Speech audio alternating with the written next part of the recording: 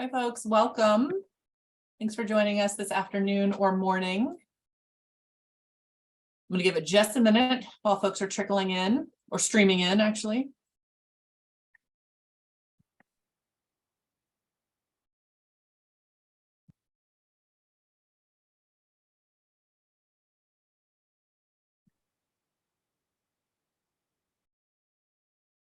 Okay, we're looking fairly stable here. So hello, everyone. Thank you so much for joining us for this session. My name is Amanda Click, and I'll be moderating today. And I'm delighted to welcome Amanda Koziura, who is the head of scholarly communication and data services at the University of Nevada, Las Vegas.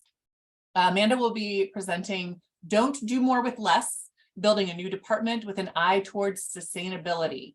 So before we get started, just a couple of logistical things that you probably have heard some of these a few times today. So this session is being recorded and captions are available during the session by clicking on the live CC button at the bottom of your Zoom window.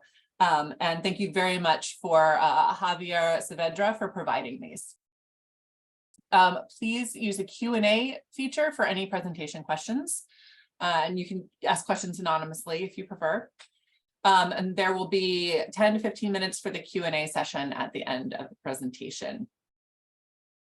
Please use the chat for general comments or tech issues. Danielle SCADS will be monitoring the chat for any questions or comments.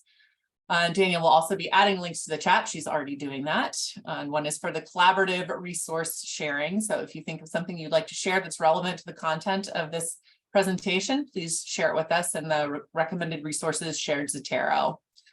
She's also shared in there our conference code of conduct. So thank you again to Danielle and to Javier for supporting this session. And now I'm going to turn it over to you, Amanda. Great. Thank you so much for that great introduction. And thank you, everybody, for being here. I'm really excited to be here and to be talking with all of you about this topic.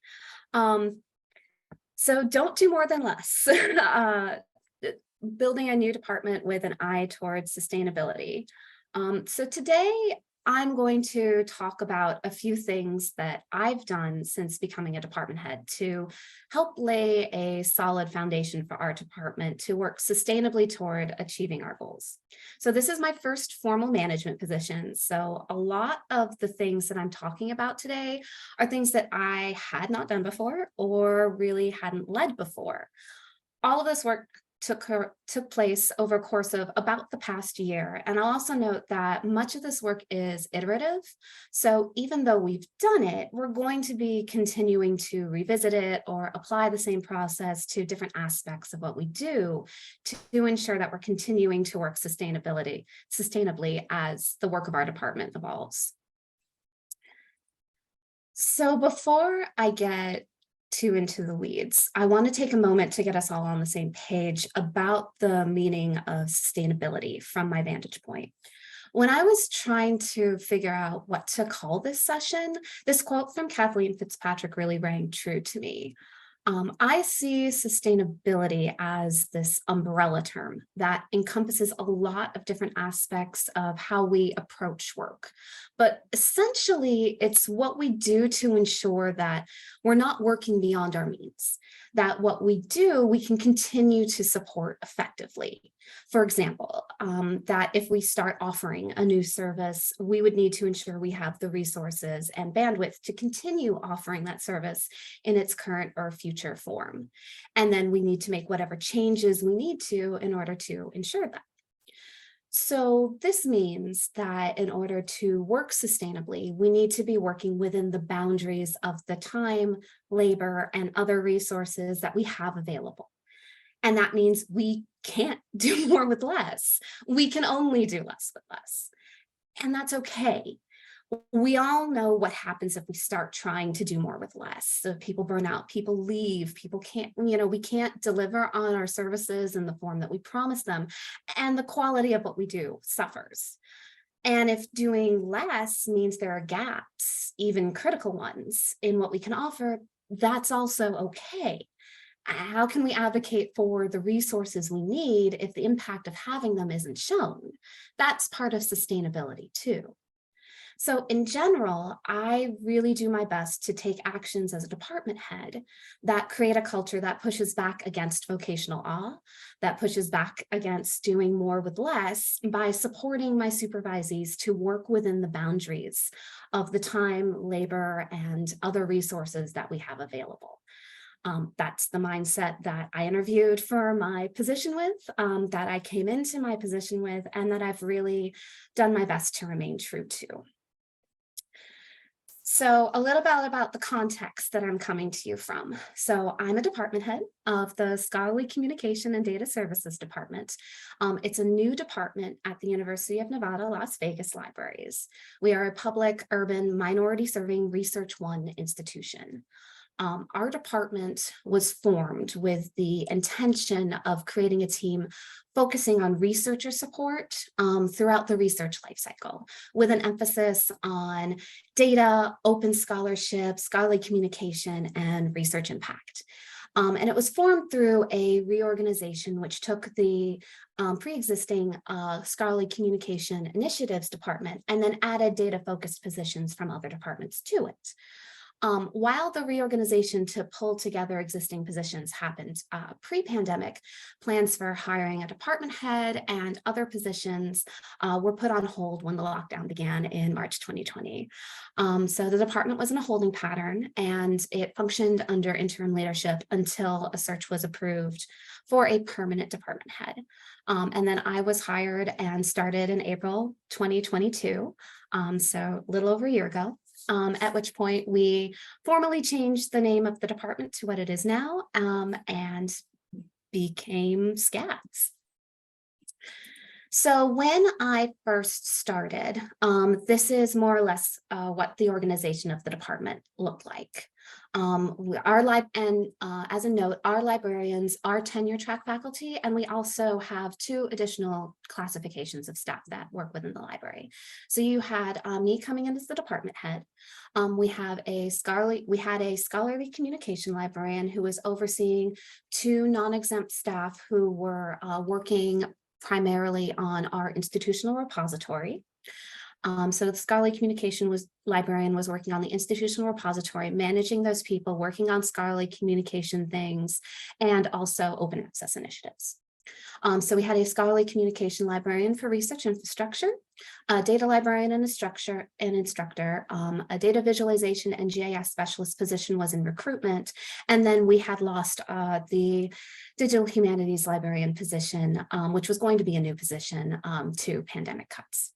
So much like a lot of departments that are sort of working in this sort of digital scholarship or open scholarship, scholarly communication space, it was a lot of disparate roles that were pulled together into a new department, but not yet a lot of work had been done to ensure that this was a cohesive department rather than a collection of expertise operating in a somewhat siloed fashion under one general umbrella. So there was a lot of good work happening, but whether or not all of the work that was happening was addressing the needs that the department was formed to meet, and whether or not the department was actually working sustainably had not been addressed. And spoiler, we were not working sustainably. So how do we accomplish that? How do we become SCADS? And how do we start working sustainably? So before thinking too far about the future and what this department was formed to support, I really wanted to be sure that we had a solid foundation upon which to build. After asking a lot of questions and doing a lot of listening, there are some concrete steps that I initiated to work towards this goal of being a cohesive department that works sustainably. So the first one I'm going to talk about is our team agreement. So this was one of the things that I wanted to do first with my department. And if anybody attended Veronica's talk yesterday, this should sound really familiar as when she was talking about the community agreement piece. So the goal of developing this was to really help us think through and put down on paper all of the things that form the foundation of how we want to work with each other and how we want to work. It was a way of really diving into discussing what we wanted our departmental work culture to be and making it explicit rather than relying on implicit norms that people pick up along the way or could misinterpret. I did actually work with our Ombuds office to get an outside facilitator to help facilitate one of the conversations that we had around this. The thought process behind that being that it would allow all of us to participate equally rather than having one person act as both participant and facilitator. It didn't quite work out as intended. And so ultimately I ended up doing a lot of the facilitation work for meetings around this anyway. The way that I approached this process was by developing a general outline of what I thought would be helpful for us to discuss and organizing that into sections of questions in a Google Doc. And then everybody could add to it, could pose questions, add comments, rewrite things asynchronously. And then we also met multiple times to discuss what was in the document and the questions and really kind of shape it into its current form. So everyone's team agreement, if you decide to create one, is going, or community agreement, whichever language you want to use, is going to look different. And it's going to be very much influenced by the values and priorities of the team as a whole and as individuals, the rules of the institution that you work for, and a whole host of other things. So instead of sharing ours directly, what I've done instead is done my best to take a step back and offer some questions or considerations that you can take back and apply as you see fit. So our team agreement starts with what I refer to as guiding principles. It's more extensive than a traditional value statement, but it has a similar intention. Our guiding principles describe and document how we approach working with each other and others. So a question that you might want to pose to get people thinking about this is what values, approaches, principles, or philosophies are core to how you work? So I've listed a few examples, I'm not going to read them aloud, from our team agreement to give you a sense of the types of things that you might include in it.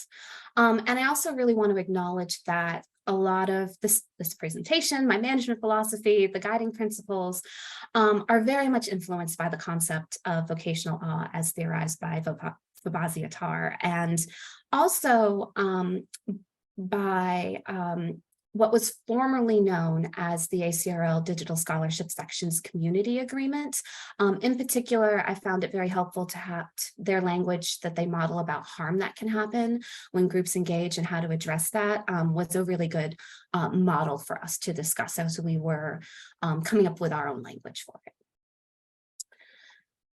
The next piece of the team agreement that I want to spend some time on is communication.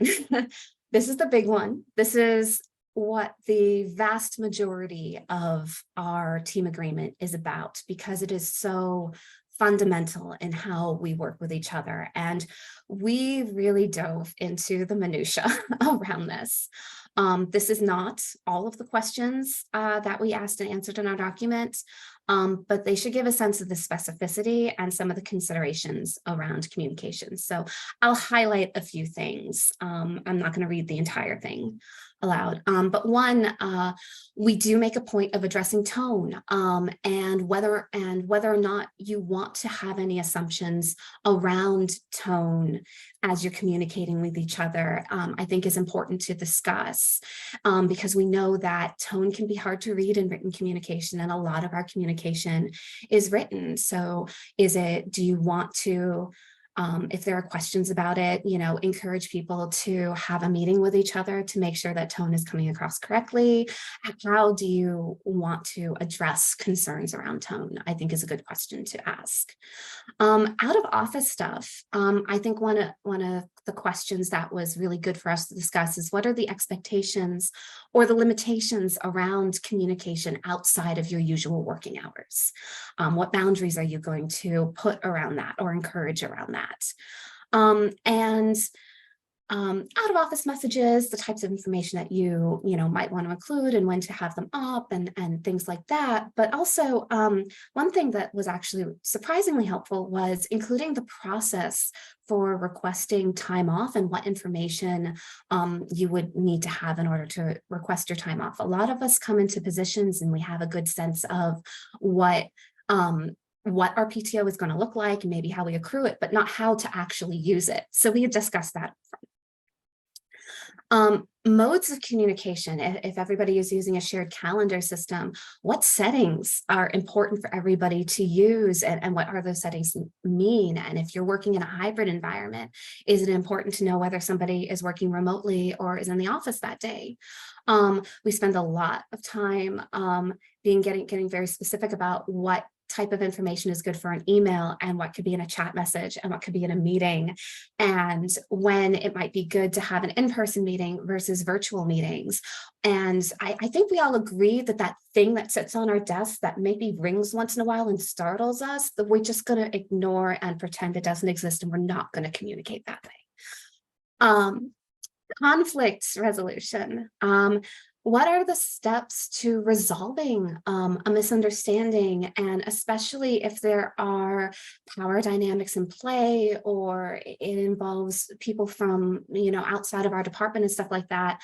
Who can the concern be escalated to? Who is it safe to bring these concerns to and to have conversations around that? And working with others, I think it's been very good to clarify what the general sort of expectations around timelines for responses with each other and with people outside of our department would be.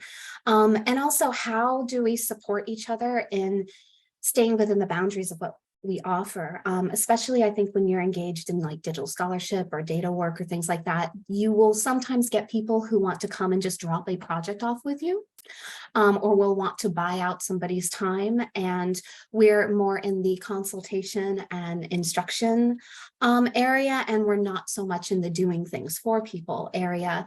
So how do we support each other in redirecting those patrons to what we can offer?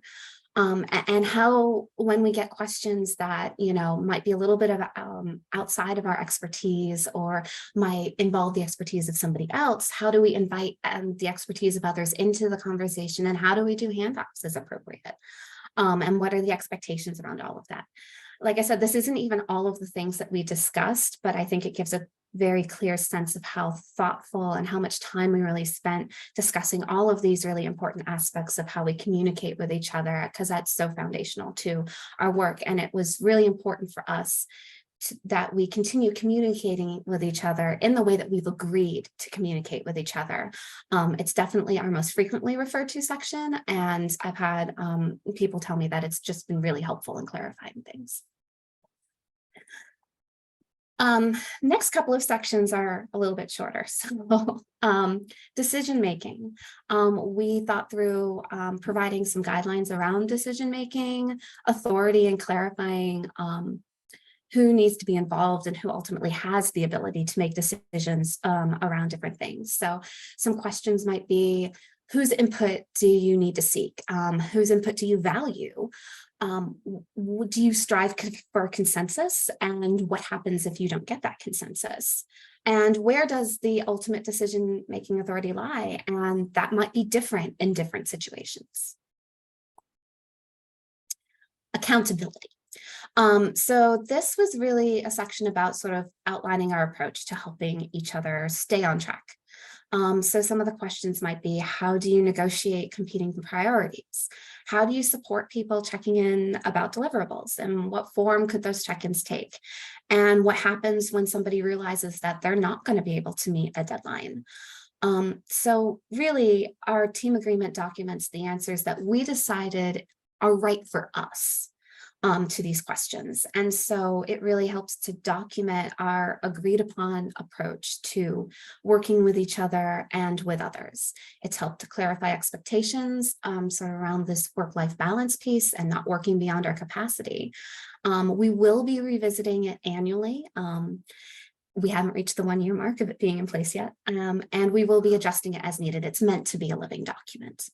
And I've also found it to be a really helpful onboarding tool because it gives new employees a very clear sense of who we are and how we work with each other, rather than relying on them to just sort of kind of pick things up as they go.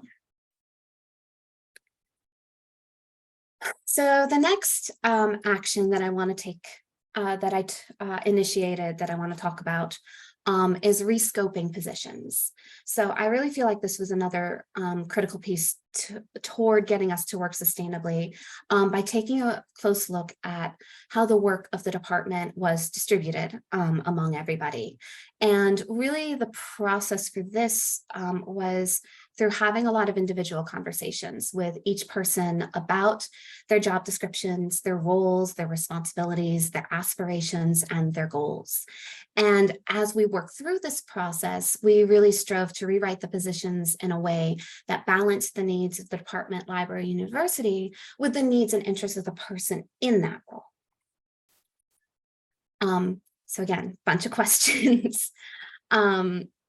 So some of the questions that you might want to ask is, if you're embarking on a process like this, do the responsibilities as outlined in the job description align with the current needs and priorities of the department? Does it align with the strategic direction of the department, library, and university? Does it align with the person's interests, the interests of the person who's in the role? Does it support the level of flexibility and growth and development that they are seeking?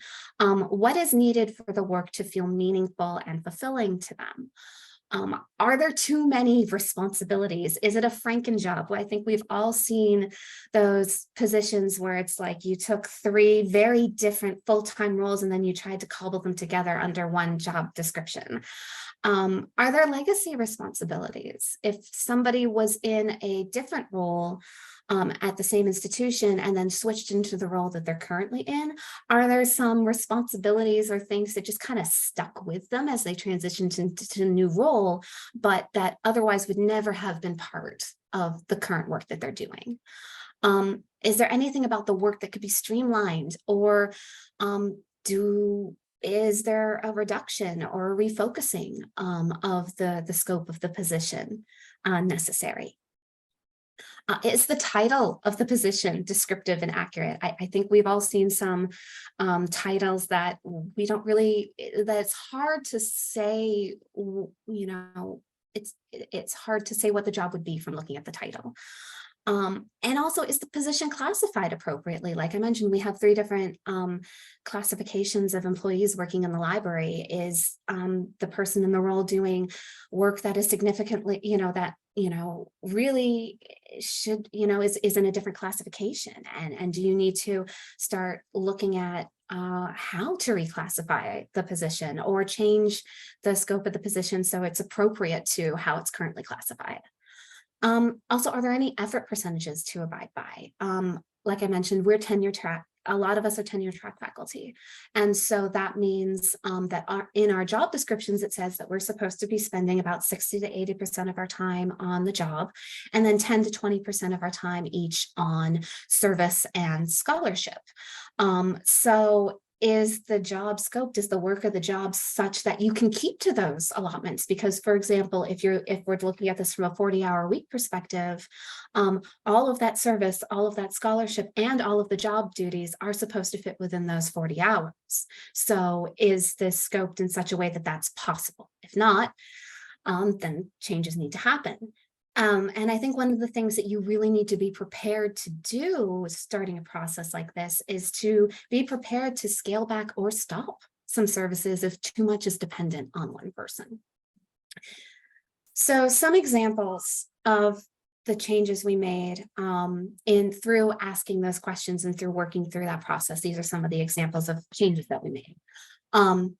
In all of these examples, I worked with the person in the position, and based on a lot of the answers to the questions that I showed in the previous slide, we made adjustments to each of the positions to better refine the scope, to better align the position, the work of the position to align with the incumbent's expertise and interest, and removed responsibilities that we no longer had the bandwidth to support sustainably, or that were not appropriate for the role.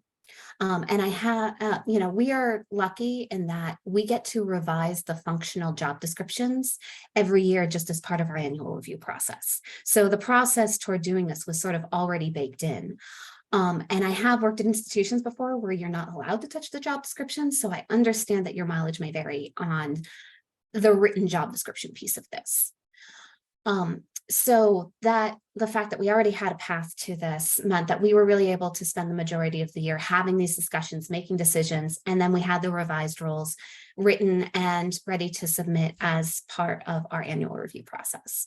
The functional descriptions, at least at our institution, stay within the library and don't require campus approval for changes. So that was a relatively easy process to go through and to get approval for once we had them ready. So, and I also want to say that in this third example, the scholarly communication librarian, the success of rescoping this position is going to be dependent on a proposed reorganization of the department, which, while there is support for internally, does require approval from other campus offices. So hopefully we will get that approval, but we are still in we're still waiting. So one of the last things that I initiated that I want to spend some time talking about is assessing current practices. And this very much goes hand in hand with the rescoping positions piece, and they do influence each other. So I don't want to pretend that this work wasn't all happening simultaneously. It was. And I see this as another critical piece to working sustainably. And it's to take a close look at what we are doing and how we are doing it. Are there legacy projects that have creeped in scope? Are there workflows that have grown overly complicated? Are there services that we really can't sustainably support anymore? And since we're in a new department that is going to have to develop in new ways to address current and future needs in research, what can we give up in order to pivot into those new directions? So my approach, again, has been to really work closely with the members of my department to take a critical eye toward our projects and services. And I rely a lot on their experience and expertise, as they have been working with these practices and they've been working with these projects much longer than I have. I'm sort of the fresh pair of eyes asking a lot of questions. And so while it may seem a little bit simplistic, the question I always found myself asking, as I learned about, more and more overly complex workflows and the current state of projects, was what purpose is this serving? What's the impact? Who is it helping to do it this way? How much effort, and by effort, I mean everything that goes into that: time, labor, resources, everything. How much of that are we putting into this? And is the balance between impact and effort favorable? Because if it's not, then something needs to change. So again, some examples of how what happened as a result of asking some of those questions and doing this work. One of the big outcomes of this has been an examination of our UNLV bibliography, which is a project that our department has historically been responsible for. The goal of this project is to have a comprehensive bibliography of every publication from every faculty member at UNLV in our institutional repository. Cool, right? Like a one-stop shop where you can really see, get a snapshot of the output of the university. And if the publication is open access, then ideally we would have a copy in our IR, and if not, then a metadata entry. So one would hope that a process like this would be largely automated, and scraping information from places like Scopus or our faculty folio system that faculty keep publication in. But surprise, surprise, it's actually largely manual. There's a lot of requesting information from offices, and yes, doing some scraping of information from places like Scopus, but then needing to clean that data manually and remove duplicates and put it into the proper format. And additionally, there was this whole extra layer where we would notify people when items were added and ask if they had preprints or other copies they could deposit. But each of those emails was actually manually generated from templates that required a lot of additional research to choose from, such as checking a lot about checking Sherpa Romeo for permissions and things like that. So getting really, really specific about what we were asking for when actually, the notifications weren't a bad idea, but we really weren't getting much of a response from anybody about them. So all of this was taking significant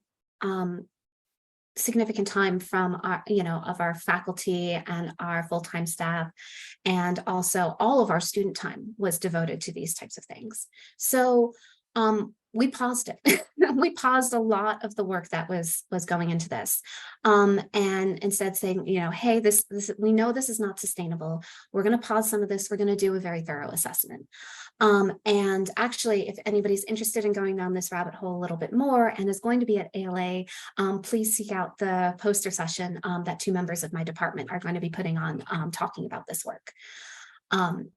And so during this, while we're doing the pause and doing the assessment, we're really asking ourselves questions about, should this work continue? And if so, in what form? Because we know that the way it was happening is not sustainable, and we're not going to go back to that. As a result of changing our focus and knowing and putting some things on pause and knowing that we're not going to go back to doing things the way it were, we were able to drastically change the work of the students in our department and how they support the department. Instead of being bound to mail merges and metadata spreadsheets, they now get to work on projects with every member of the department, and are free to aid them in several ways. They're helping us with accessibility remediation projects, events, LibGuides, workshop development. Their work is a lot more varied, and from what I've heard, a lot more rewarding. And now the department as a whole has better support for more impactful initiatives. And then the final example that I'll just touch on, we knew we wanted to grow our research impact services, and we noticed that we had a major gap when it came to altmetrics. So we just didn't have much support for them. So we applied for some one-time funds to get a 1-year pilot to Altmetric Explorer to better help researchers show the full scope of their work's impact and not just focus on citation counts. So Altmetrics also includes like tweets and citations and news articles and policy and things like that. And it's been really successful, and especially as we were also taking a look at what databases that were not really being used, and we're able to drop one based on it being sparsely used and the cost going up too much. We're hoping to be able to use the results of the pilot and maybe the savings from that to be able to permanently add this to our services going forward. And that's something that we could only do by adjusting workloads and dropping other less critical projects to make space for it. So I've talked a lot about what I've done with my team, but another aspect that I think is important to highlight is communicating up. I worked very collaboratively with the members of my department to make all of these changes and to put forth all of these proposals, but they are substantial, and it did require communicating what we were doing and why up the hierarchy. So again, I'm very lucky in that my supervisor has been very supportive of these changes and in general of my philosophy of working sustainably. So these conversations have generally gone pretty smooth. And I think a lot of that is because I can provide a very clear rationale for how they will have a positive impact. And so when she's having conversation with the dean, she has that rationale. She has the entire through line as to why we're making these changes and how they're going to be good changes. And how it's going to have a good impact.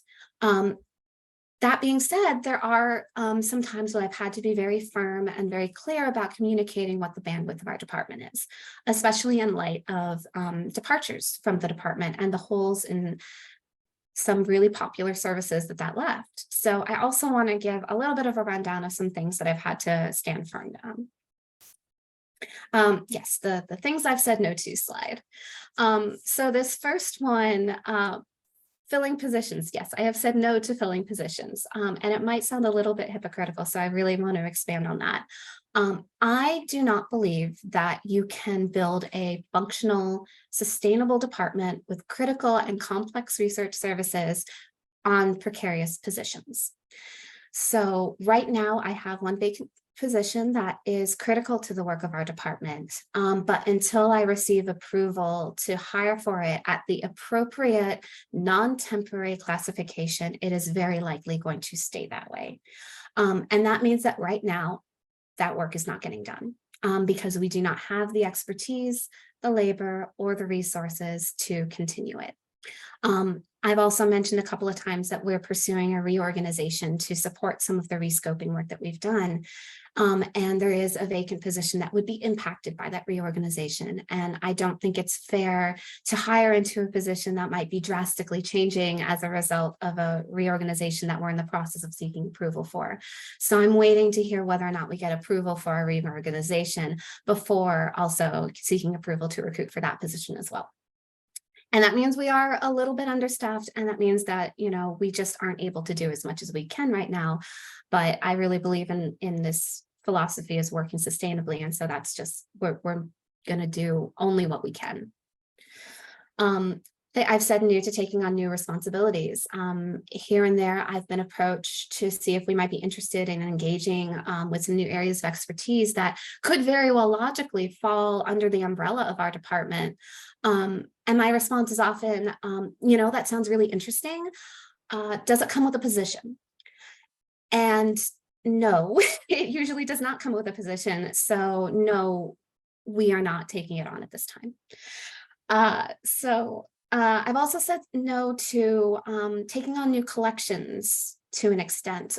So the institutional repository is a big part of our department. And while we have updated our collection development policy to expand what qualifies to go in the IR, we still aren't taking on new like big collections unless there are very clear expectations laid out as to what we are responsible for and as to what the depositor is responsible for, so that we can ensure that we can sustainably take it and that it's being given to us in a form that we can work with, etc. Again, happy to get the new collections, but want to make sure that we're able to get them in a form and in a way and in a fashion that we can sustainably support. And then continuing legacy work. As I've said previously, if a project fails sort of this effort to impact test or has been the responsibility of a vacant position, we simply don't have the bandwidth to do it. We are a small department. We need to be careful about where we focus our efforts. And I really have no problem letting the result of understaffing and under-resourcing be visible. So where are we now? About a year and a couple months into me as a new manager and us as the Scholarly Communication and Data Services Department. So this is the vision of the reorganization that I've mentioned a couple of times to go along with the rescoping of our positions and the rethinking of our work. Still me as the department head. But we would change one of the positions to become an institutional repository manager and reclassify that position appropriately so that we don't have the work of our scholarly communication librarian being split in 4 different directions, and we can really have somebody who is focused on that work and focused on making that work sustainable. And again, you know, we hope to still have, you know, a full-time staff member who would report to them. We changed the title of our scholarly communication for research impact or for research infrastructure librarian to research impact librarian, which is much easier to both to say and to understand. So that was refocused and retitled. I've already talked about our scholarly communication librarian. We did hire our data visualization and GIS specialist, and that's going very well. And I've also talked about the impact of having our data librarian position vacant. And again, hopefully we will get that line that we lost to pandemic cuts back. But honestly, I understand that it may be some time before we're able to reclaim that line due to budget realities. And so just we will not be pursuing that work until we have that position. So in short, we do have a vision that we're working towards and working towards as sustainably as we can. Is there still work to be done? Absolutely. Do I think we're off to a good start? Yes. And I do think that all of this work that we've done in the past year to help lay a solid foundation will really help us with the plans that we have for the future. So with that, I'm done talking at you, and I would be happy to take your questions. Thank you. Thank you so much, Amanda. That was fascinating. Okay, we have a lot of questions, and I'm going to try and kind of group them together somewhat. So let's start. Let's start with the team agreement questions about that. Sound good? Okay. Yeah. First one is straightforward. Did you work on the team agreement in person, as a group, or collectively using a remote platform? So my team works primarily hybrid, and we're all on and off campus on different days. So the majority of our work we do virtually. So we did all of that work virtually. We did some of it asynchronously through Google Docs, and we did some of it through like Google Meets. And is it are you willing to share the whole team agreement? I would want to double check with my department to see if they're comfortable with me sharing the entire team agreement before sharing the entirety of it out. But you can certainly feel free to email me, and I will check with them and see if they're willing to share it as an example. Great, thank you.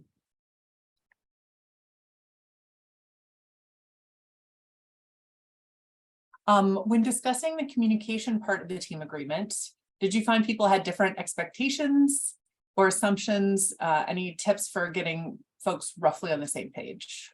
Yeah, there were definitely times when people were coming at it from, people are coming at it from different experiences and different perspectives. And so there were definitely times where everybody had the chance to sort of say what their perspective was, and then we would do our best to kind of find a consensus, or maybe a loose consensus that we could all live with. So a lot of times it would be everybody kind of expressing things, we discuss for a little bit, and then there might be a suggestion that somebody would throw out that would be sort of a middle ground option, or something that seemed reasonable, and then we would all agree to abide by that. And like I said, I also think that the perspective that this is going to be revisited, and that's a living document, helps with that. So if we agree to something and then we find it's not working, we have absolute freedom to go back and revisit that. Great, thank you. Another agreement question. So a little commentary first. We pulled these kinds of agreements and documentation together back in 2019, but it was library-wide and vetted by everyone in the library. We found that consistency library-wide ensured equitable work environments. Are you planning to push this approach out beyond your department? And do you have the mechanisms in place to do so? At this point, I'm not planning on pushing it beyond our department, because what we've agreed on is very much like department centric and what works for us as a department. That being said, I don't think it would be a bad idea to have some of these conversations at a higher level, particularly when we're talking about competing priorities and how to collaborating with people across the organization outside of the department, because there are plenty of initiatives where we are very collaborative with other people and other divisions in our library. So I do think that maybe something like that wouldn't be a bad idea. And I have the mechanism to suggest it in terms of like being able to present the idea to the level above me. But it would ultimately be up to them to decide whether that is something to pursue and to organize and to facilitate. So there's also a question about how do you make sure that the agreements you make with your team are supported by upper administration? One of the things that we do have is a caveat at the top saying that, if there are any conflicts with HR or library-wide policies, that those policies supersede what we have in our agreement. So we've really tried to keep the agreement to things that we have the ability to control within our department, and nothing that was sort of that would be enforced at sort of this higher level. Do you have any suggestions about how this sort of agreement would work when starting to manage former peers? That I could see that the dynamics of that being perhaps a little bit tricky. But I think the overall approach is good. And I do think the idea of getting that outside facilitator to perhaps be the one to maybe present some of these questions or to lead that conversation might be a good place to start, because that person's coming at it from, doesn't have that history and doesn't have, and doesn't have that sort of power dynamic. It's somebody who is a totally neutral party. So I do think that that might be an avenue to pursue. Right, thank you. I've got at least one more team agreement one. Can you speak to how to get a team interested and engaged with the team agreement when there are lots of different views about these kinds of shared agreements? But this is, you answered this a little bit, but this is more about my team does not all have the same exposure to the tech/data style of operation that focuses on collaboration, finding efficiencies, and some are in fact suspicious of ideas coming from tech or business. Oh, well, I guess I picked up on it actually from the library world and not from tech or business. So maybe you could approach it from that standpoint, that it is something that we've heard other people who are working in academic libraries do and use that as a framework if it coming from outside of that is a point of contention. Otherwise, in terms of developing buy-in, I've sometimes slow and steady and just starting to introduce the idea, maybe not calling it a team agreement or a community agreement, maybe leave that language out for now, but the idea of having sort of a shared accountability statement, or that might be too firm, but something like that, and see how that goes over gradually. That might be another approach. Excellent, thanks, Amanda. All right, let's move on to rescoping positions. Since your department was newly created, did you have support for rescoping positions? With support for doing that so soon after the department was born? I did. And I think part of why I was able to very successfully communicate it up is that I believe that was part of, they didn't explicitly say this, but I do think it was part of what they sort of wanted me to do, because it's a new department with sort of a new focus that they hadn't had in the library before. And I was coming in from outside from a team that had done similar work. I think that they were hoping for some clarity for me to help the department find some clarity in this. And the position, and from my perspective, the position scoping was part of it. So I hope that answers the question. Now I've kind of lost it. So no, you're good. You're good. Do you have any suggestions for a situation in which a position needs to be rescoped, but the individual in the position does not agree or cannot envision an alternate framing of the role? Yeah, I think that is where it gets really tricky. And that may end up being a more gradual process. Start with maybe some of the low-hanging fruit, and maybe start gradually seeing if there's anything that needs to be let go of. See if some conversations explaining the why. I know in my experience, a lot of people want to have an understanding for why things are happening. They want to have their voice heard. They want to be part of that conversation. And so I would say continue to take that collaborative approach, continue to hear them, continue to have them involved. But ultimately, there may come a point where you have to sort of rely on that hierarchical authority to move things forward. And that may also involve going up above the middle manager level and having somebody above you, say, hey, we really need to move in this strategic direction, and this is what we need to do. And so then you end up working with that person to start making changes in that direction. So sometimes you do have to sort of rely on that authority, I think, but that shouldn't be where you start. Excellent, thank you. You've spoken a bit about this, but I'm going to give you this package of these two questions in case you want to say more about that. So the first one is, how do you handle it when you as a department say no and then higher ups say yes? And then related is, how did you handle pushback on legacy services that you and your team decided that you decided didn't make sense anymore?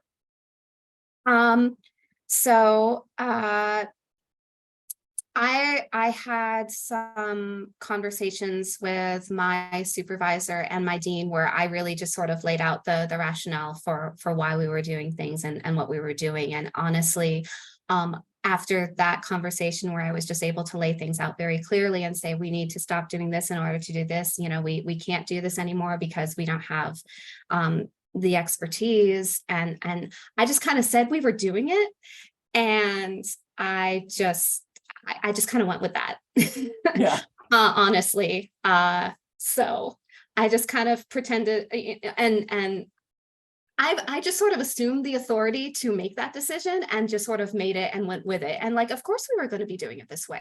Obviously we just don't have the ability, we don't have the capacity to do more. So we're just going to be doing XYZ. And that seemed to work. Great. Love it.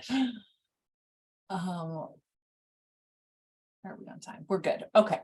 Can you talk more about how you calculate the bandwidth of a team? This is something I struggle with measuring. How do we know when we're reaching our limit without actually breaking the limit? I don't have I wish there was a really good quantitative measure for this. You could see a dial that showed when somebody was approaching the point that they just really couldn't handle anymore. But honestly, it's just through regular check-ins. I meet with everybody who reports to me on a weekly or bi-weekly, or not bi-weekly, every week or every other week basis. And a lot of that is just checking in, how are things going? What's the workload like? Is it, I'm continually asking them about how the workload is feeling. Do they have too much on their plate? Are there things that, I can do to, whether it's adjusting some timelines, or do we need to revisit some priorities, or are there things that have come up that are getting in the way? What can we do to resolve them? So I really use those regular check-ins as a point of discussion to kind of check in and see how things are going. And then sometimes we'll have conversations about needing to let some things go for a little while, or extend some timelines, or whatever we need to do. And then I also really encourage and celebrate when my people do use their time off. Maybe it's just me, but I really enjoy I'm going to taking some time off and go to Comic-Con, or I'm going to take some time off and I'm going to go to a national park. I love, they don't have to tell me those things. They can just say, I'm taking this time off, and I'm like, great. But I also, really, really encourage and celebrate when they take their time off. So I think that might help too. Nice. I really like this idea of the dial, the green, yellow, red above everyone's head. Okay, I think this will be a tough one.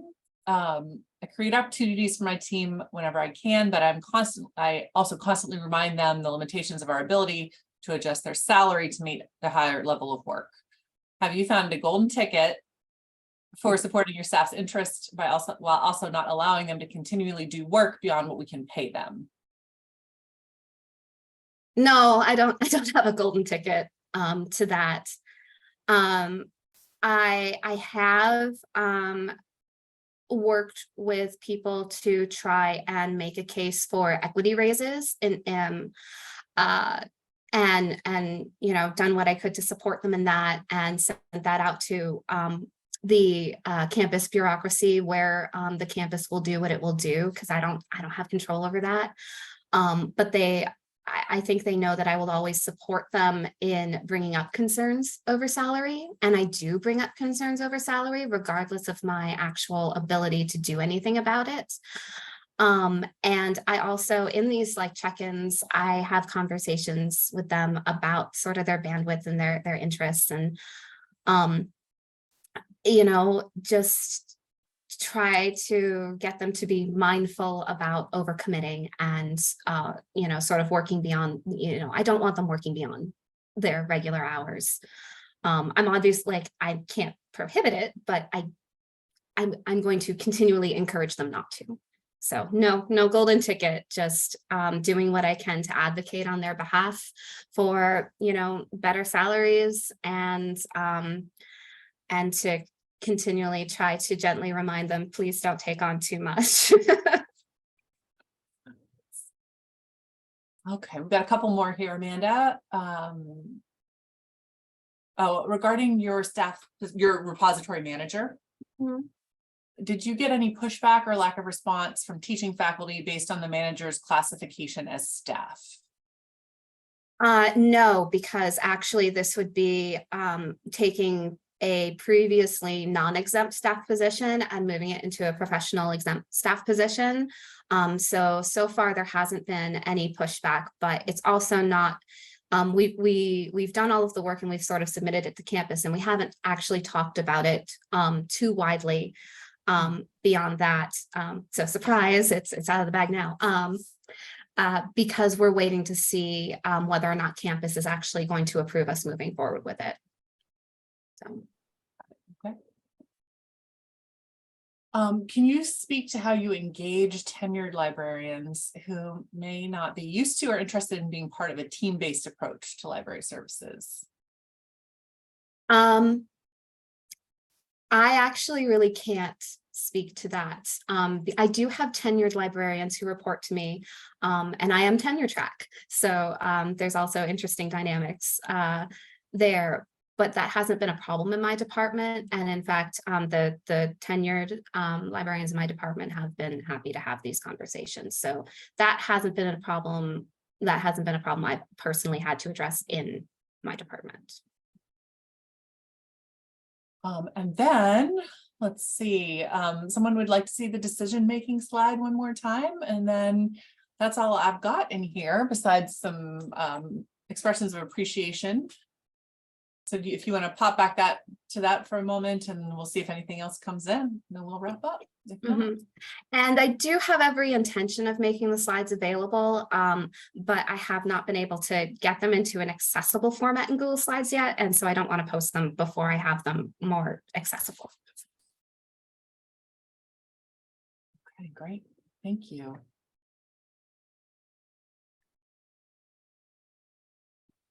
All right, folks. Well, thank you so much for joining us for this session. Many thanks to Amanda for sharing her experience and answering all these questions. Of course, I need to give you a reminder to complete the evaluation survey that is available in the conference app, SCADS. It doesn't matter how many times I can't get it right. And it's labeled feedback survey, and it's in the session description. So thanks again, Amanda. This was fascinating. Can tell the chat was really active. There were lots of questions, so people are really engaged in this, and I hope everyone enjoys the rest of your poem. Have a lovely afternoon/evening. Bye, folks.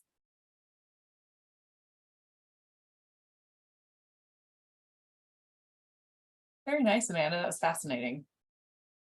Oh, thank you. I'm going to take a second.